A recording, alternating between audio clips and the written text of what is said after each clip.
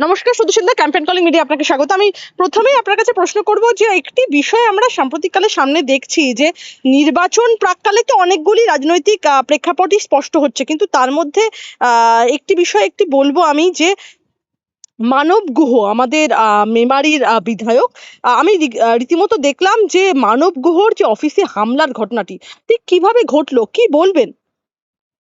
দেখুন, প্রথমেই যেটা বলবো যে যে ঘটনা ঘটেছে সেটা অনভিপ্রেত এবং ভুল বোঝাবুঝির জায়গা থেকে এটা হয়েছে। তবে এইরকম যে ঘটনা ঘটতে পারে এর ইঙ্গিত কিন্তু আমি আগেই দিয়েছিলাম।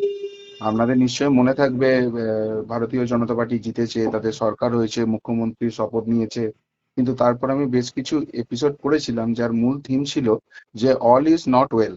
এখানে বেশ কিছু জিনিস ঘটছে যেগুলোকে বিজেপির যারা নেতৃত্ব রয়েছেন তারা যদি এখনই এটাকে সঠিকভাবে হ্যান্ডেল না করেন, ভবিষ্যতে এটার জন্য একটা বড় প্রবলেম ক্রিয়েট হতে পারে। এবং তাতে অনেকেই রেগে গিয়েছিলেন যে আমি এখনই কেন এই প্রশ্নগুলো তুলছি। আমি একটা কথাই বলেছিলাম যে এগুলো যদি না সামাল দেওয়া যায় কিন্তু বিজেপির জন্য আগামী দিনে একটা খারাপ জিনিস আসছে, যে জিনিসটা গতকাল মেমারিতে দেখা গেল। এবার যেহেতু আমি মেমারিতে নির্বাচনটা নিজের হাতে করেছি, মানব গুহ সেই সুযোগ আমাকে করে দিয়েছিলেন, সেই পরিপ্রেক্ষিতে বলতে পারি এখন তো তদন্ত চলছে এবং তদন্তে কারা দোষী তারা সেগুলো সব বেরিয়ে আসবে, কিন্তু এর পিছনে একজন বড় মাথা রয়েছেন। এবং তিনি খুব সম্ভবত এক্সপেক্ট করেছিলেন যে তাকেই এখান থেকে প্রার্থী করা হবে বা তিনি এখান থেকে জিতে বিধায়ক হবেন, এই ধরনের ব্যাপার যেহেতু মানব গুহ হয়েছেন তিনি সেটা সহ্য করতে পারছেন না। পরে ফলে পুরো নির্বাচনী প্রক্রিয়াটাই তিনি কিন্তু মানব গুহ কিভাবে হারতে পারেন সেই সেই চেষ্টা আপ্রাণভাবে করে গেছেন। তার বহু প্রমাণ, বহু তথ্য আমার কাছে আছে। যদি সংশ্লিষ্ট কেউ আমাকে জানতে চায় আমি সেখানে একদম তথ্য প্রমাণ দিয়ে সেগুলো বলতে পারি।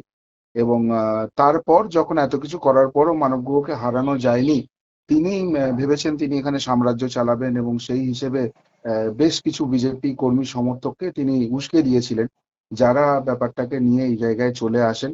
এবং সেখান থেকেই যে ঘটনা ঘটেছে সেটা গোটা রাজ্য দেখেছে, একটা অনভিপ্রেত ঘটনা। তবে আমার মনে হয় বিজেপির যেরকম সিনিয়র লিডারশিপ আছেন, মানব গুহ সেখানে নিজে আছেন, আলাপ আলোচনার ভিত্তিতে এগুলো মিটে যাবে। কেননা ডাবল ইঞ্জিন সরকার করা হয়েছে তো একটাই লক্ষ্যে, মানুষের উন্নয়নের জন্য। সেখানে এই ধরনের ঘটনা ঘটলে সেগুলো বাধাপ্রাপ্ত হবে, সেগুলো সকলেই নিজেদের ভুল ত্রুটি বুঝে নেবেন এবং সেই সমস্ত কিছু সমাধান হয়ে যাবে।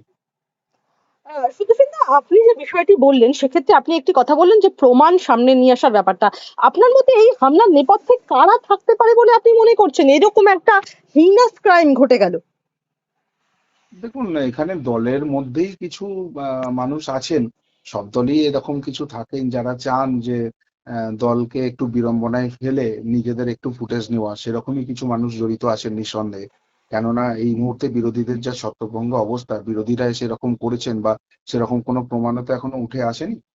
সুতরাং দলের ভেতর থেকেই এরা হচ্ছেন।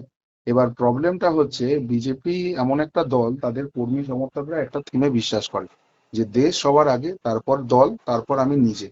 তো যারা এই ধরনের ঘটনা ঘটাচ্ছেন এবং বিজেপির গায়েই কাদাটা ছুড়ছেন, তারা কি প্রকৃত অর্থে এই থিম লাইনটাকে মেনে চলছেন?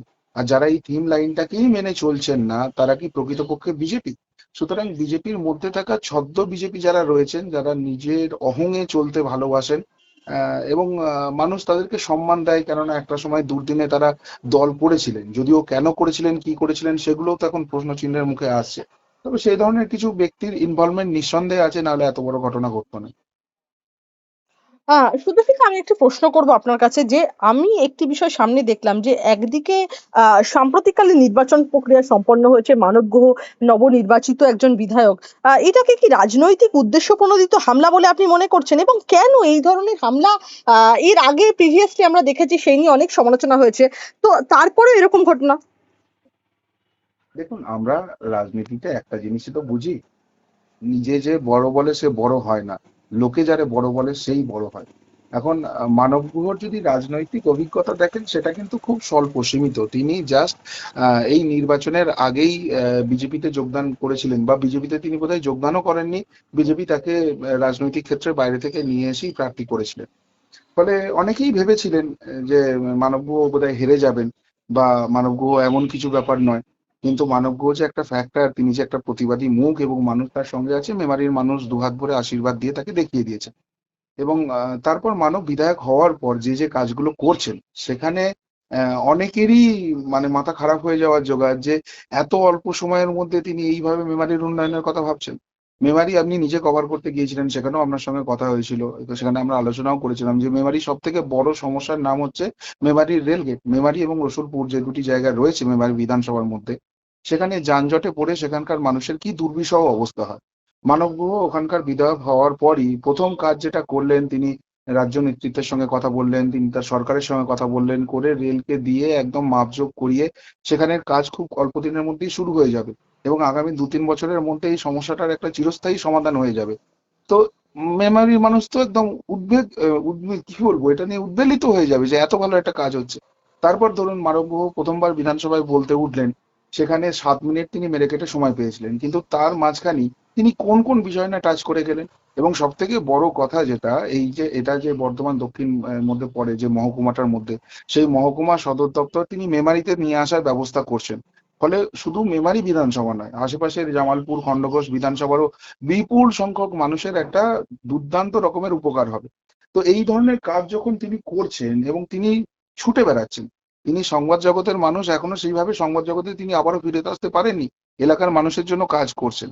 তো তার ফলে মানুষ দেখছে যে সত্যিকারের একজন বিধায়ক পেয়েছে, একজন কাজের বিধায়ক পেয়েছে। মানবগুকে ভোট দিয়ে আমরা খুব ভালো কাজ করেছি, তার সমর্থন হু হু করে বাড়ছে। তো এটা তো অনেকের গাত্রদাহের জায়গা হবেন যারা দীর্ঘদিন ধরে রাজনীতি করছেন, সে যে দলেরই আমরা করুন। এর আগে তৃণমূলের মধ্যে দেখেছিলাম এরকম গাত্রদাহের ব্যাপার বা দলের মধ্যে অন্তর্গত একটা দ্বন্দ্ব, সেই জিনিসটাকে এবার আমরা বিজেপির মধ্যে দেখতে পাচ্ছি। সদ্য সরকার গঠন হয়েছে। না, আবারও বলবো, এরা কেউ বিজেপি নয়, এরা সকলেই ছদ্ম বিজেপি। কেননা দেখুন, আজকাল প্রচুর ফোন পায় যারা মোটামুটি 1970 সাল থেকে, মানে বিজেপির জন্মের 10 বছর আগে থেকে বিজেপি করছেন, এমন দাবি তারা করে থাকেন। মানে অটল বিহারী বাজপেয়ীজিও যখন বিজেপি তৈরি করার কথা ভাবেননি, তখন থেকে এরা বিজেপিটা করছেন। তো এই সব 4 তারিখের পর হঠাৎ বলছি ওটা বিজেপি। এবং কিছু পুরনো নেতা রয়েছেন যারা ভাবছেন যে তারা দলের দুঃসময়ে যেহেতু পার্টিটা করেছিলেন, সুতরাং তারাই এখনো সেই রাজা মহারাজার মতো চালাবেন। সেই তৃণমূল যে কালচারটা তৈরি করে দিয়ে গেছে, সেই ভাবনা চিন্তার জায়গা থেকে বেরোতে পারছেন না। তো সমস্যাটা সেইখান থেকেই তৈরি হয়ে যাচ্ছে। তবে আবারও বলবো, বিজেপি একটা রেজিমেন্টেড পার্টি এবং এই দলের অনেক দক্ষ নেতৃত্ব রয়েছেন। রাজ্য নেতৃত্ব যারা রয়েছেন তারা অত্যন্ত দক্ষতার সঙ্গে পরিচালনা করছেন। এবং এই ধরনের কিছু কিছু ক্যাওস এখন ইনিশিয়ালি হঠাৎ করে ক্ষমতায় এসে যাওয়ার ফলে একটা জায়গা যেটা তৈরি হয়েছে, সেগুলো আস্তে আস্তে আলাপ আলোচনার মাধ্যমে মিটে যাবে এবং সকলেই যে একটা স্ট্রিম লাইনে থাকা যে পার্টির আনুগত্য, সেটা সকলেই মেনে চলবেন এবং এগুলো সব সমাধান হয়ে যাবে। আমি সুদর্শন একটা প্রশ্ন করব যে আমরা বলবো যে এই ঘটনায় আপনি কি নির্দিষ্ট কোনো ব্যক্তি বা সংগঠনের বিরুদ্ধে একটা অভিযোগ করছেন? মেমারি থানায় কি অভিযোগ দায়ের করা হয়েছে ইতিমধ্যে, এরকম কোনো খবর আপনার কাছে আছে? আমি তো মেমারিতে নেই, আমার কাছে নির্দিষ্ট কোনো খবর নেই, তবে বিভিন্ন সূত্র থেকে ওখানে যেহেতু আমি নির্বাচনে কাজ করেছি, অনেকেই তো যোগাযোগ রাখছে। এবং যাদের বিরুদ্ধে অভিযোগ হয়েছে তাদের মধ্যে কি ছেলে রয়েছে, সেও আমার সঙ্গে কথা বলেছে। তো সেখান থেকে যেটুকুনি জেনেছি, হ্যাঁ মেমারি থানায় একটা অভিযোগ হয়েছে এবং সেই অভিযোগের ভিত্তিতে 3জন ইতিমধ্যে গ্রেপ্তারও হয়ে গেছেন। কিন্তু আমি বলবো যে গ্রেপ্তারির থেকেও যেটা বড় কথা, তারা ওই ঘটনাটা ঘটালো, যারা ঘটনাস্থলে থেকে করলো তাদের থেকেও অপরাধী যারা পিছন থেকে এটা কলকাঠি নেড়ে করালো, বিজেপির গায়ে কাদাটা ছোড়ার চেষ্টা করলো, বিধায়কের নামে এই ধরনের জিনিস করার চেষ্টা করলো, তাদেরকে অবশ্যই খুঁজে বার করা উচিত। এবং নিশ্চিতভাবে প্রশাসন এবং পুলিশ তাদের মতো করে ব্যবস্থা নেবেন। তার মানে আপনি যে কথা বলছেন, তার মানে আপনি কি ইঙ্গিত করছেন কোথাও গিয়ে যে বিপক্ষ যারা রাজনৈতিক শক্তি রয়েছে তারা কোথাও গিয়ে এর মধ্যে ইনভলভড রয়েছেন? হ্যাঁ, অবশ্যই বিপক্ষ না থাকলে এই ধরনের ঘটনা তো ঘটতো না। সেই বিপক্ষটা দলের মধ্যে না দলের বাইরে থেকে, সেটা তদন্ত সাপেক্ষ। আমি সুদর্শন দা, শেষ দুটো প্রশ্ন আপনার কাছে করবো যে আপনি কি এই ঘটনার পর বিজেপির পক্ষ থেকে কি কর্মসূচি নেওয়া হবে সে ব্যাপারে যদি একটু বলতেন, এবং মুখ্যমন্ত্রী বা রাজ্য প্রশাসনের কাছে কোনো বিশেষ দাবি কি জানাতে চান এই প্রসঙ্গে? না না না, আমি তো বিজেপির কেউ নই, আমি সরকারেরও কেউ নই, সুতরাং বিজেপি কি করবে সরকার কি করবে সে ব্যাপারে আমি বলার কে? তবে আমি একটা জিনিস চাই, সাধারণ মানুষ হিসেবে, পশ্চিমবঙ্গের সাধারণ একজন অধিবাসী হিসেবে, যে দীর্ঘদিন স্বপ্ন দেখেছে যে পশ্চিমবঙ্গে একটা ডাবল ইঞ্জিন সরকার হোক, কেন্দ্রেও যে দল রয়েছে রাজ্যেও সেই দল থাকুক, তাহলে পশ্চিমবঙ্গের প্রকৃত উন্নয়ন হবে। সেই জায়গা থেকে আমি একটা কথাই বলতে পারি যে এই ধরনের যে ভুল ভ্রান্তি হচ্ছে, এই ধরনের যে ভুল বোঝাবুঝি হচ্ছে, সেগুলোতে সংগঠনকে নির্দিষ্টভাবে সময় দেওয়া উচিত এবং এগুলো মিটিয়ে নেওয়া উচিত, এবং মানুষের পরিষেবা যেটার জন্য এই রাজ্যে ডবল ইঞ্জিন সরকারটা তৈরি করা হয়েছে সেটার দিকে অবশ্যই করে সরকার এবং যে দল দল সরকারে রয়েছে তাদের নজর দেওয়া উচিত। শুধু শুধু একটাই শেষ প্রশ্ন আপনার কাছে আমি করব, সেটা হচ্ছে আমরা দেখলাম যে একদিকে যখন এই ঘটনা ঘটলো, মেমারির সাধারণ মানুষকে আপনি এই ঘটনার পর কি বার্তা দিতে চান? মেমারির মানুষকে একটা কথাই বলবো যে দেখুন, এই মেমারি দীর্ঘদিন ধরে বাম এবং তৃণমূলের হাতে ছিল, এবং সেখানে সকলেই এটাকে লুটে পুটে খাওয়ার চেষ্টা করেছে। যদি আপনারা গত যে শাসক ছিল সেই তৃণমূল কংগ্রেসের দিকে তাকান, এরা এমন এক একজনকে বিধায়ক করে পাঠাতো যে প্রত্যেক 5 বছর অন্তর তাকে বদলে দিতে হতো। তারপরেও আপনারা যেহেতু রাজ্যে ওই দলটাই ক্ষমতায় আসবে তাকেই নির্বাচিত করেছিলেন। তো এবারও আপনারা সঠিক সিদ্ধান্ত নিয়েছেন, একজন সঠিক ব্যক্তিকে বিধানসভায় পাঠিয়েছেন। রাজ্যের সরকারি দল সেই দলেরই বিধায়ক রয়েছে এবং তিনি কিন্তু মেমারির জন্য দিনরাত পরিশ্রম করে যাচ্ছেন। এবার সেখানে তাদের যদি কোনো অভিযোগের জায়গা থাকে সেটা শোনার জন্য তিনি কার্যালয়ও খুলেছেন। সুতরাং কোথাও কোনো অসুবিধা হলে অবশ্যই করে সেই বিধায়ক অফিসে যোগাযোগ করুন, বিধায়কের সঙ্গে যোগাযোগ করুন। তিনি সকলের কাছে পৌঁছে যাওয়ার চেষ্টা করছেন।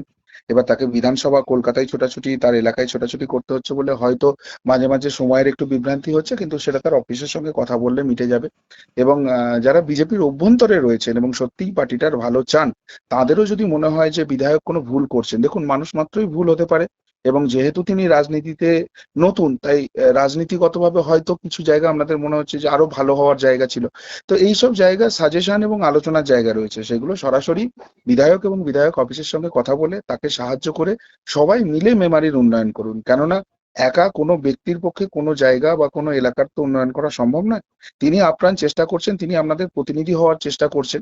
সেই জায়গা থেকে যদি মেমারিবাসী পাশে থাকেন এবং বিধায়ক আরো কি করলে মেমারির সত্যিকারের উন্নয়ন হয় সেই জায়গাটা সুনিশ্চিত করেন, তিনি নিশ্চিতভাবে সেই জায়গা থেকে কাজ করবেন। ডেফিনেটলি বিধায়কের পাশে থেকেই মেমারিবাসীর এই জায়গাটা, মেমারির সার্বিক উন্নয়ন করা উচিত। একদমই। শুধু শুধু অনেক ধন্যবাদ আপনাকে আজ আমাদের সঙ্গে থাকার জন্য। ধন্যবাদ।